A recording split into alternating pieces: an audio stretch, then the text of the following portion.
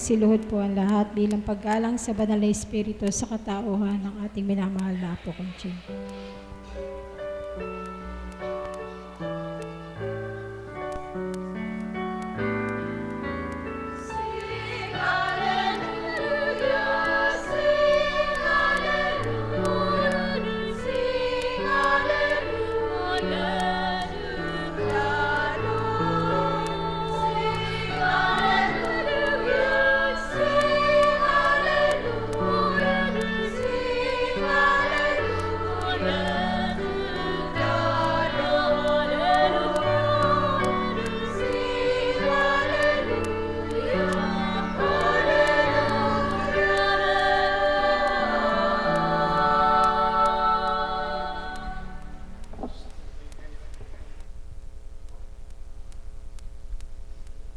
Sumainyo ang kapayapaan, kay buti ng Ama, kay dakila niya. Kung papaano nga may pagbubukang liwayway, sa isip at damdamin ng tao may pamumukha din ng pangunawa at pandama. Kung papaano pinasisilay ang liwanag, sa katauhan din ay makapananahan ng liwanag. Kaya't kung papaano ang Ama ang siyang hinahanap, ang may pandinig ay makarinig.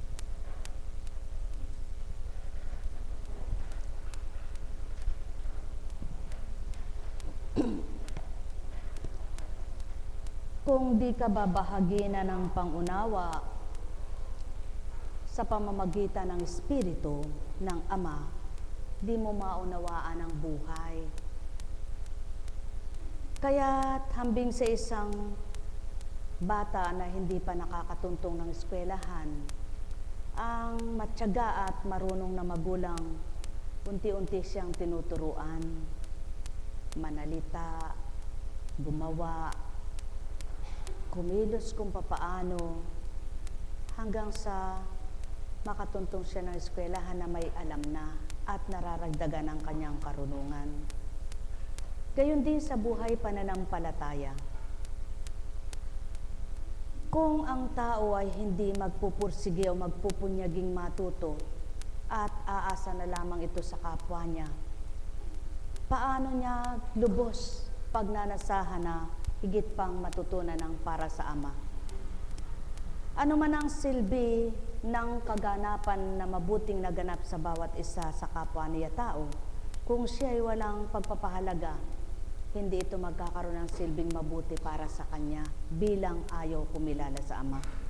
Subalit kung nakatuon ang diwa ng bawat isa sa mga kapatid nilang natututo at nakikita kung paano magbago, madaling matupad at magawa ang magbago rin ito.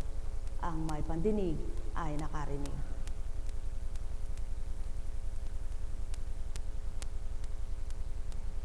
Mula sa mga gawa ng apostol. Dahil po rito, Haring Agripa, hindi ako sumuway sa pangitaing mula sa langit. Nangaral ako una sa Damasco, saka sa Jerusalem at sa buong lupain ng Judea, gayon din sa mga hentil. Ipinangaral kong dapat silang magsisi at lumapit sa Diyos at ipakilala ang kanilang pagsisisi sa pamamagitan ng mga gawa. Dahil sa mga bagay na ito, hinuli ako ng mga Hudyo, samantalang ako'y nasa templo at pinagtangkaang patayin. Kailan may hindi ako pinabayaan ng Diyos, kaya't ngayon nakatayo ako rito at nagpapatotoo, maging sa mga aba at sa mga dakila. Wala akong sinasabi kundi ang mga sinabi ng mga propeta at ni Moises na kailangang magbata ang Kristo at siyang unang mabubuhay na muli upang magdulot ng kaligtasan sa mga Hudyo at sa mga hentil. Samantalang nagsasalita pa si Pablo, malakas na sinabi ni Festo ang ganito: "Nababaliw ka, Pablo. Lumabis ang karunungan mo, kaya ka nababaliw." Ngunit sumagot si Pablo, hindi po ako nababaliw. Kagalang-galang na Festo. Ang sinasabi ko'y pawang katotohanan at katwiran. Naririto po ang Haring Agripa. Hindi ako nagngingiming magsalita sa kanila sapagkat alam nila na ang lahat ng ito tiyak na walang malilingid sa kanila. Sapagkat hindi sa isang sulok lamang nangyari ito, Haring Agripa. Pinaniniwalaan po ba ninyo na ang mga propeta? Alam kong pinaniniwalaan ninyo. Sinabi ni Agripa kay Pablo, sa loob ng maikling panahon ay ibig mo pa yata ako maging Kristiyano. Sumagot si Pablo, maging sa maikli o sa mahabang panahon, loobin nawa ng Diyos na hindi lamang kayo kundi ang lahat ng nakaririnig sa akin ngayon ay maging Kristiyanong katulad ko. Matangi lamang sa tanikalang ito. Tumindig ang hari, ang gobernador ni Berenice at lahat ng kasama nila. At pagkalabas nila ay ganito ang kanilang usap-usapan. Ang tao ito'y walang ginawang anuman na marapat hatulan ng kamatayan o pagkabilanggo. At sinabi pa ni Agripa kay Festo, kung hindi lamang hinihiling ng taong iyan na idulog ang kanyang kaso sa emperador, maaari na sana siyang palayain. Mula sa unang yugto ng pakikibaka ng mga alagad, naranasan na kung papaano ang paratangan, hatulan, husgahan, kutsain, at halos patayin pa nga ang iba. Subalit, nailunsad pa rin ang kabanalan at kabutihan ng dahil sa kapangyarihan ng Ama. Ilan kaya ang matutulad kay Pablo na sa kabila ng mga dinanas ay hindi sumuko para ipaglaban ang katotohanan? Bagkus pinatapang ng Ama, sinidlan ng karunungan at kapangyarihang mangusap at magsalita upang mailunsad ang kabanalan na iniwanan ng Kristo. Mga minamahal, maliwanag din ang tugon niya. Hindi sa madaling panahon o mahabang panahon na marapat maging Kristiyano, kundi ngayon din na dapat ay matanggap nila yung maging karapat-dapat na isang Kristiyano. Mga minamahal, ano ba kung ikaw ay kutsain ng kapwa mo? Ano ba kung ikaw ay paratangan at kung ano-ano ang sabihin sa iyo? Ang mahalaga, kilala ka ng Ama kung sino ka at ano ka. Ang mahalaga, pinaglalaban mo ang katotohanan para sa Kanya. At doon mo makikita kung paano siya kumikilos sa buhay mo na ganang ikaw ay hindi mo kayang gawin niyaon at ganang ikaw ay wala kang tapang para gawin ang mga bagay na para sa Kanya. Subalit na dahil pinakikita ng Ama, siya nga ang kumikilos at naghahari sa mga anak niyang nakikipagtotoo sa Kanyang Espiritu, maliwanag ang katotohanan na kung hindi lamang gusto ni Pablo na siya ay litisin at iharap sa gayong pagsasalita, marapat na siya'y palayain na sapagkat wala silang makita na ito'y dapat parusahan o dili kaya'y patayin o bilanggo. Yaon ang pawang katotohanan. Kapag kumilos ang Ama, mapapakita at mapapakilala sa mga tapat at totoong anak niya na kumikilala at tumatanggap sa Kanya kung sino yung kapwa nila at ano ang natataglay ng kapwa nila, kaya't mapapalad ang mga nakikisa at nakikibahagi. Sapagkat hindi mailalawak at mapapalawak ang katotohanan ng kaloob ng Ama kung ang mga anak niya ay pantay-pantay ang kalooban, pare-parehas na duwag at walang kinalaman sa katotohanan. Subalit, nang dahil ang Ama ay mabuti sa lahat, binigyan niya ng tapang, sinidlan niya ng lakas ang mga anak niyang ginagamit upang mapatotohanan siyang buhay, siyang lakas at kaligtasan sa pamamagitan ng anak na ibinahagi na tuwiran. Mga minamahal, nakilala niyo ba ang Ama sa pamamagitan ng pandama? At nang maramdaman baga ninyo, ay pinanahan niyo na ito sa puso niyo? Hindi sa mga bagay na nakakamtan niyo at tinatamasa, sapagkat ang mga bagay na ito'y naglalaho at maaring mawala, mabulok, lumuma. Subalit ang pandamang binigay sa inyo ng Ama, kung ito'y tuwirang mananahan at mabubuhay na habang buhay, kailan may hindi mabubulok sa inyong kalooban. Kundi ito ay mabubuhay na tuwiran at patuloy na sasariwa, sapagkat ang buhay ninyo ay kaloob ng Ama, at ang buhay na kaloob ng Ama, tanging siyang nakababatid ng kahit na anong nagaganap sa bawat isa. Kung magkagayon, mga mahal ko, tigibin ninyo ng pagtitiwala at mithin ninyong maging kayo'y Kristiyano. Sapagkat bilang isang tunay na anak ng Ama, kailangang makilala niyong tapat siya, totoo siya sa inyong lahat. Ang may pandinig ay nakarinig. Alalaumbaga, maliwanag pa sa sikat ng araw ang liwanag na dulot ng Ama kanino man, subalit hindi ito makikitang nagniningning at nagniningas. Kaya ang bawat anak niyang nagtataglay nito, ang isip nila ang nagliliwanag at nagkakaroon ng ganap na pangunawa. Kayo bagay nakaunawa na sa larangan ng kabanalan? Magpuri kayo at magpasalamat sa Ama, hindi ganang inyo yaan, kundi ganang kaloob niya sa pamamagitan ng kanyang Espiritu, kayo natuto at nakadama sa kanyang kapangyarihan. Ang may pandinig ay nakarinig. Sumainyong kapayapaan, pagharian, kayong lubos. Nekkarameneyahanam, nekkarameneyahanam, nekkarameneyahanam. Buhay ba ang Ama? Tapat ba ang Ama? Totoo ba ang Ama? Sa unang buhay mo, hindi mo masasabing totoo ba ang Ama, tapat ba ang Ama, sapagkat ikaw rin hindi mo alam kung totoo tapat siya. Nang dahil sa unang buhay mo, nang hindi mo pa nararamdaman ng Espiritu, nananalangin ka, umiiyak ka, nagagalit ka, napupuot ka, ang puso mo, hindi mo alam kung ano nararamdaman mo. Nang ipadama niya ang pagmamahal niya at makilala mo siya, lumuluha man ang mata mo, wala ka nararamdaman na bigat sa dibdib mo. Buhay ba ang Ama? At yaon ang napakahalagang nakamta ng tao. Kapag ito'y nadama ninyo at naramdaman ninyo, tunay na masasabi nyo, kay hiwaga ng Diyos. Buhay ba ang Ama? Buhay ba ang Ama?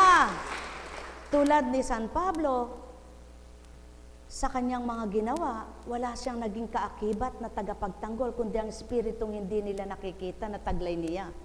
Kaya naman kahit saan magpunta itong si Pablo, malakas ang loob niya. Pinatapang siya ng Kristo, pinatapang siya ng Ama sa pamamagitan ng pagtanggap niya at pakikipagtotoo. Nang dahil nung hindi niya kilala ang Kristo, isa siya sa nakikipagtuligsaan.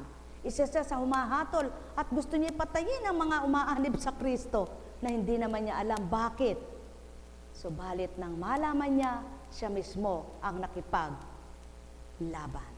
Mga mahal, alamin ang katotohanan upang may paglaban nyo at di kayo mahiya, matakot kanino mang inyong kapwa. Sapagkat kung alam na ninyo ang inyong ginagawa ay nasa pawang katotohanan, kayo mismo magkigiyagis ang isip at damdamin ninyo kapag hindi nyo nasunod ang kalooban ng Ama. Buhay ba ang Ama? Mga minamahal, kay buti ng Ama, kay dakila niya, kay sarap tugunin ang kanyang panawagan, kay sarap pakinggan ang kanyang mga aral, kay sarap isabuhay ang kanyang mga kagustuhan. Sapagkat kung paano mo ito pinagsusumakitan, makikita mo naman kung paano kanya inaarugat, kinakalinga. Ang may pandinig ay nakarinig. Nekkarameneyahana, nekkarameneyahana, nekkarameneyahana. Buhay ba ang Ama? Kung babaybayin nyo, mga minamahal ko, ang istorya ng mga lingkod noong una, tunay na kahirap ng mga pinagdaanan nila. No? Ngayon, pagtawanan ka man ng kapwa mo, subalit hindi katulad noong mga unang panahon na katulad ng mga alagad, mga apostol. Tingnan nyo nga sa pakikibaka at paglaban sa katotohanan, sa diretsuhang pangungusap ni Juan, nagalit si Herodes, si Herodias, di baga? Sapagkat hindi nila kayang tanggapin yung sinasabi ni Juan Bautista. Ngunit, pinakilala naman ng Ama at pinakita kung papaano ang ginawang pagpaslang kay Juan, ganun din ang ginawa kay Herodes. Buhay ba ang Ama? Buhay ba ang Ama? Kaya nga ang wika, kung ano ang ginawa mo, siyang ganti sa iyo. Kaya't patuloy na gawin ang mabuti ang igaganti. Alalaong baga, nagtanim ka ng butong matamis, aani ka ng bungang matamis. Ang may pandinig ay nakarinig. Buhay ba ang Ama? Mga minamahal, lagi niyong tatandaan, ang mga talinghagang may takda ang lahat. May takda ang pagtatanim, may takda ang pagsibol, may takda ang pamumunga, may takda ang pamimitas, at may takda ang paggamit sa mga bunga. Alalaong baga, kung lahat nga ng tao ay naniniwala sa takda, kung hindi mo pa takda na ibigay ng Ama yung hinihiling mo, maghintay ka sa takdang ipagkakaloob niya. At sa araw na may pagkaloob niya ito, masasabi mong, Diyos ko, bakit nga ba nainip ako, nabagot, na sana'y hindi mo na ako nasubukan? Kung tuwiran lamang ako'y nagpakatotoo sa'yo, disin sana'y lalo ko pang nadama na tunay kang mapagmahal at mapagkalinga. Ito'y nasasambit ng mga nakipagtotoo na di nasubukan ng Ama hanggang sa pakalayain na sila, sapagkat nang makalaya na, tulad ni San Pablo, nang sabi nga ay dapat ay palayain na siya at di na siya dapat ibilanggo at patayin. Sapagkat nakinig siya. Nadama niya kung anong katapatan ni Pablo. Nakita niya kung paano katotoo si Pablo. Kaya nang makita at madama niya ang katapatan at pagiging totoo ni Pablo, siya mismo ang nagsabing, dapat hindi na siya mabilanggo, dili kaya ay hatulang mamatay, sapagkat walang karapatang gawin sa kanya yaon nang dahil siya ay mabuti ang ginagawa. Mga mahal, lagi niyong tatandaan, kung gumagawa kayo ng kabutihan, hindi lahat ng tao ay matutuwa at matutupad na kayo'y mahalin.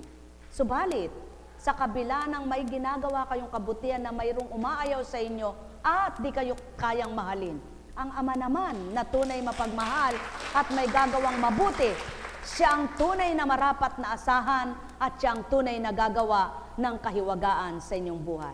Tunay nga ang kanyang salita, tapat ang kanyang mga pangako. Kaya't kung kanya lamang mga aral ay tutuparin ng mga anak niya at isa sa buhay, mga mahal, kay gaan ang bawat araw at ang magdamag ay kay payapang tunay.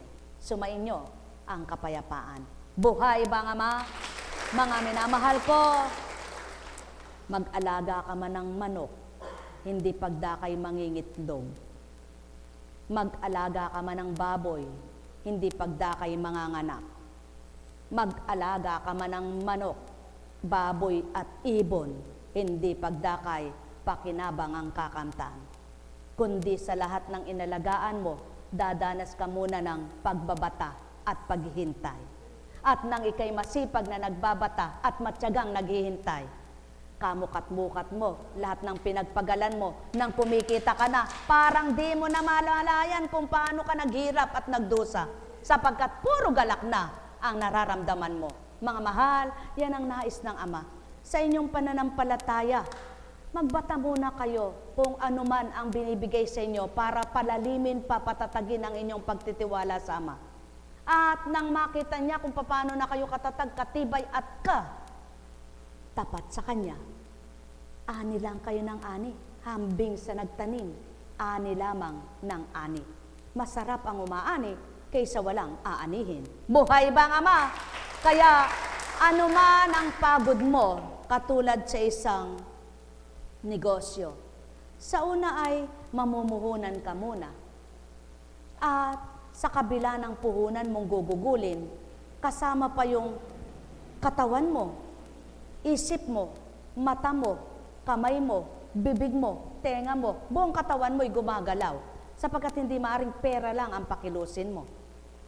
Subalit nang tinatamasa mo na yung tubo ng mga pinagpagalan mo, aba, nasasabi mong, kay sarap ng buhay ng tao, pag-aani ay makukuha sa mga gawa ng Ama na mabuting pasimula niya.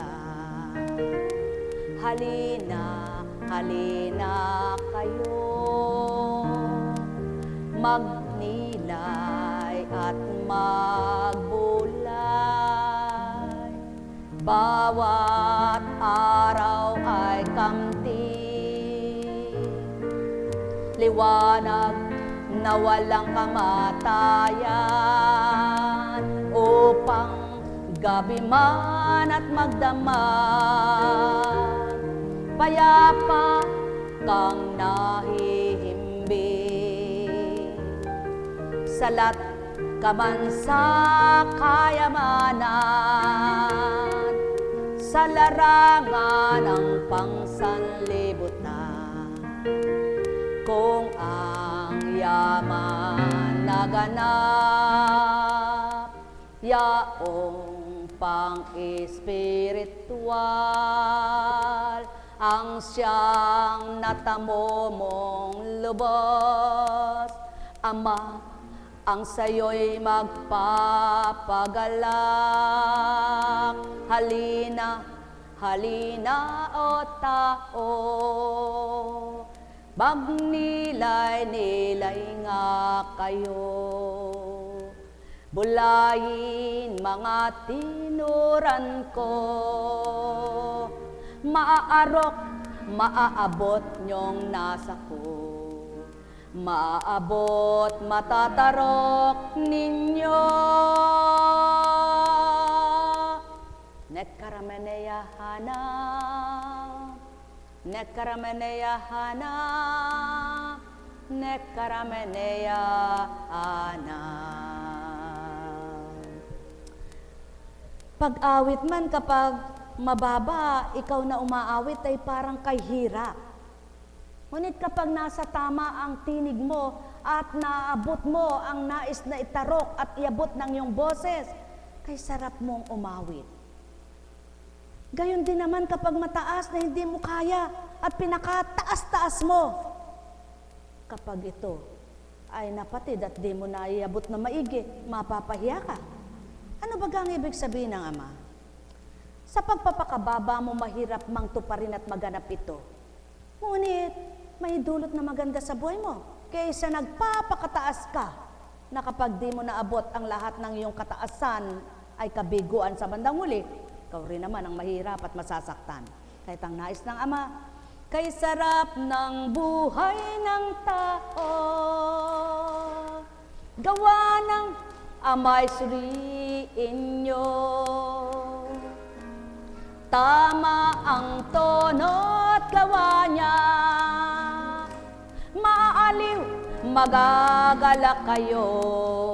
Yan ang tama, na kung nararapat sa pag-awit mo, kayang-kaya mong abutin at nasa patag lamang, pati pandama mo'y kay sarap. Kaya't halina, halina kayo mga anak niya. Ang may pandinig ay nakarinig. Buhay ba ang Ama? Buhay ba ang Ama? Kapag kailangan mo, halimbawa sa salapi, bagay o pagkain, kapag sa isang iglap may nakaalala sa iyo at binigyan ka, di ka mapakasaya ng puso mo? Ganyan lamang. Yung sa oras ng pangailangan nyo, naalala kayo ng Ama at tinugon yung mga kahilingan ninyo, aba, nag-umapaw ang galak sa puso nyo, di baga? Kaya mga mahal, lagi nyong tandaan, buhay ang Ama, nakikinig siya, nagmamasid siya, may magagawa siya. Ang may pandinig ay nakarinig. Kay buti ng Ama. Mula kay Mikas.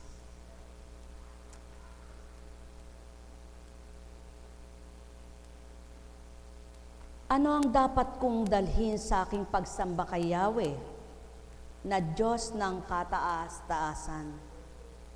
Magdadala ba ako ng guyang 1 taon ang gulang bilang handog na susunugin sa kanyang harapan? Malugod kaya si Yahweh kung siya'y handugan ko ng libu-libong tupa o walang katapusang agos ng langis ng olibo?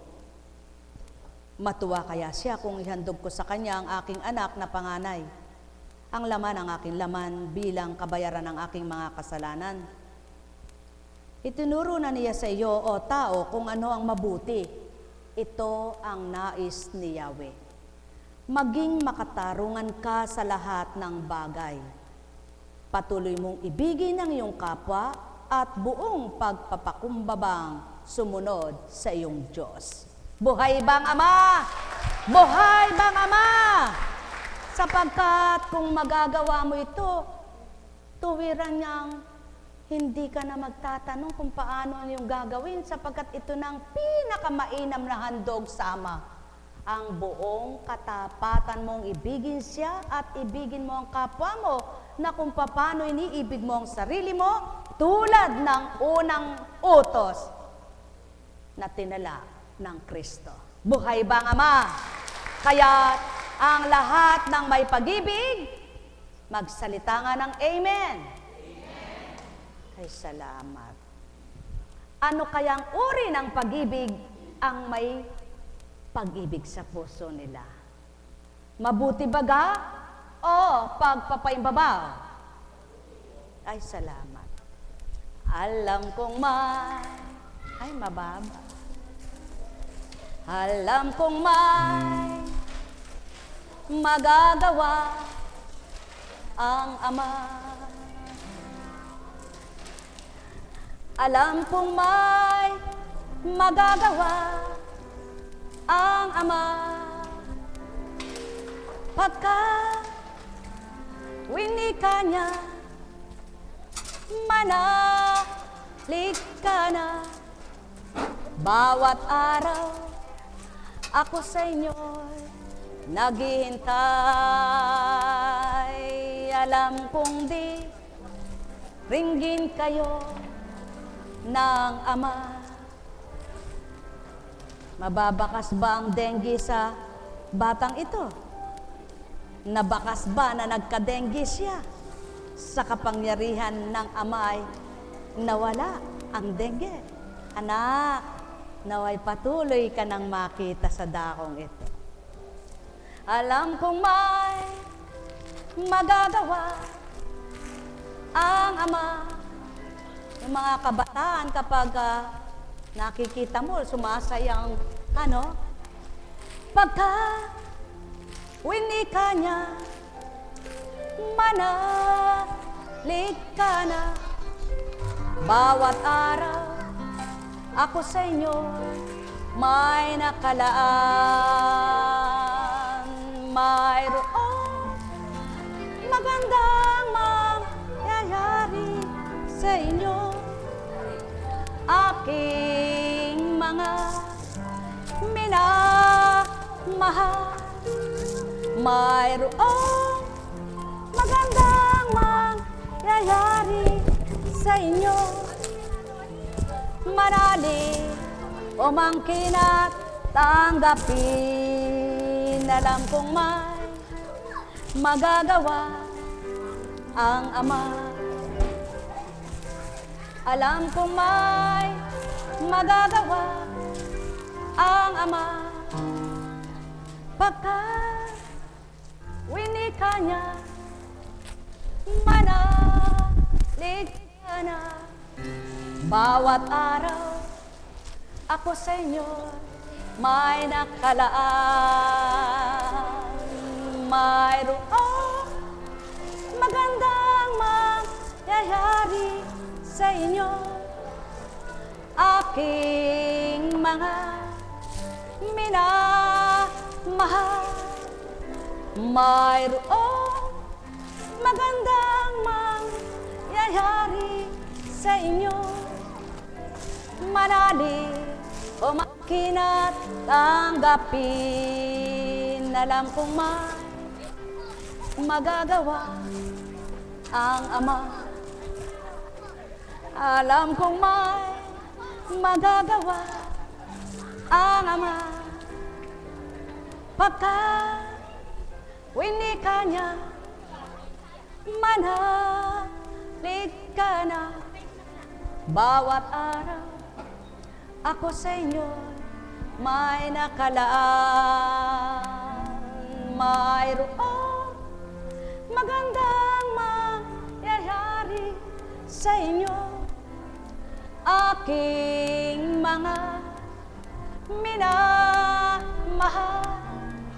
Mayroong magandang mangyayari sa inyo, manalig umangkin at tanggapin.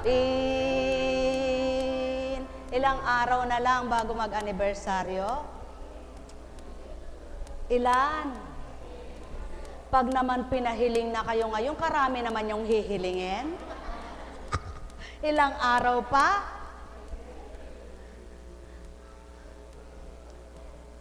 Asyete. O de 21 hiling pa. Ay, wag na muna tayo magpahiling. Sapagkat, di ba, kung minsan di mo man hilingin, sabi nga, alam ng Ama kung ano yung laman ng puso't isip mo, kung ano yung dapat mong hilingin. Subalit, nang dahil gusto mong makipagniig sa Kanya at gusto mo siyang pakipagtipanan, kailangan araw-araw dumudulog ka sa Kanya. Subalit, wag naman puro hiling na lang ang pagdulog mo. Purihin mo naman siya, pasalamatan mo naman siya, at sambahin mo siya kahit wala kang hinihiling. Buhay ba ang Ama? Kaya kapag nakita niyang buong galak, buong katapatan, buong pakikipagtotohanan, na sumasamba ka sa Kanya, sa kabila man ng may hinihiling ka na hindi pa niya binibigay, at tapat mong binabata, hinihintay ang iyong paglaya, nakikita niyang gayon ka anak niya, lugod na lugod siya. Kaya, ano kaya ang may gaganti niyo sa buhay na pinahiram sa inyo? Ang pasakitan siya o malugod, matuwa siya? Mga minamahal, halina kayo. Magmithi kayong malugod ang Ama sa bawat isa sa inyo at patuloy niyang ibigay sa inyo ang nararapat na di mo man hinihiling. Nakikita mo, pinagkakaloob niya. Sapagkat nakita niya kung paano ka makipagtotoo sa Kanya. Kaya ang bawat araw mong may lakas at maligaya ka. Isang biyaya at pagpapalang hindi kayang pantayan ng anumang yaman. Mga minamahal, sa pangalan ng Diyos Ama, Diyos Anak, Diyos Espiritu Santo, magsihayo kayong may galak sa puso nyo, patuloy na matigib ng pag-asa at buhay na pananampalataya, upang anuman ang binabahagi ng Ama na niloob niyang ipahintulot ito, huwag niyong isipin na binibigay kayo kay Satanas, kundi kayo ay magsumikap na huwag maging kay Satanas. Sapagkat ang bawat araw nyo, dapat siyang manguna, huwag ang kanyang kalaban na kumukutya. Ang mga anak mo, hindi iyo, akin sila.